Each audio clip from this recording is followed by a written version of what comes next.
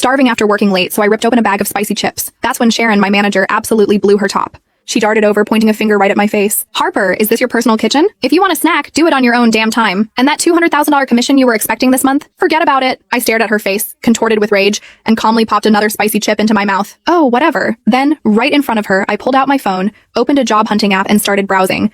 That made her panic. Harper, don't be impulsive. That's not what I meant. Sharon's face, which had been bright red, instantly drained to white. The woman who'd just been yelling in my face now forced a smile that looked more like a grimace. I couldn't be bothered with her. My fingers flew across the job hunting app on my phone. I even clicked on a listing for a position that explicitly stated $300,000 salary, perusing it with an almost theatrical interest. Let's talk this through calmly. We're colleagues in the same department. No need to make things so hostile. Sharon's voice softened, laced with an attempt to appease me. I didn't even bother to look up. Sharon, you're the one who made things hostile. You work late, I work late with you. I get hungry and eat a bag of spicy chips, and you want to deduct my $200,000 commission. Now I'm looking for a new job and you're telling me not to be impulsive. I'm not quite following your logic. My tone was as flat as if I were discussing the weather. The other colleagues still working overtime in the office didn't dare to breathe.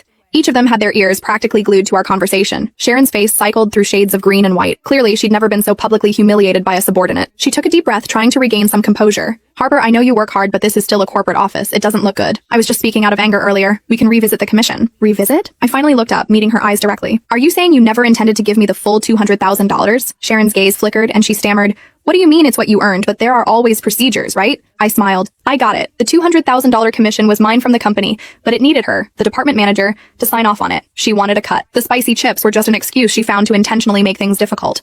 I couldn't even be bothered to argue with her anymore. I picked up my phone and directly clicked connect on that $300,000 job listing.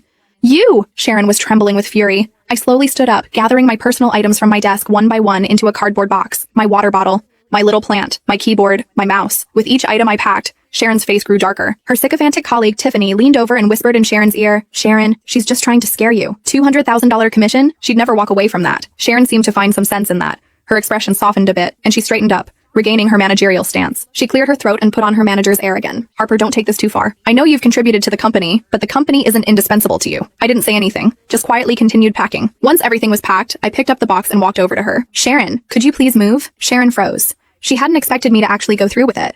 Harper, if you walk out that door today, you won't get a single penny of that $200,000. She blustered, but her voice wavered. I stopped, turning back to look at her. Oh, I forgot to tell you. The HR person I just connected with asked if I'd be interested in bringing my team over. Salary double. With that, I didn't look back at her instantly pale face. I carried my box and walked out of the office without another glance.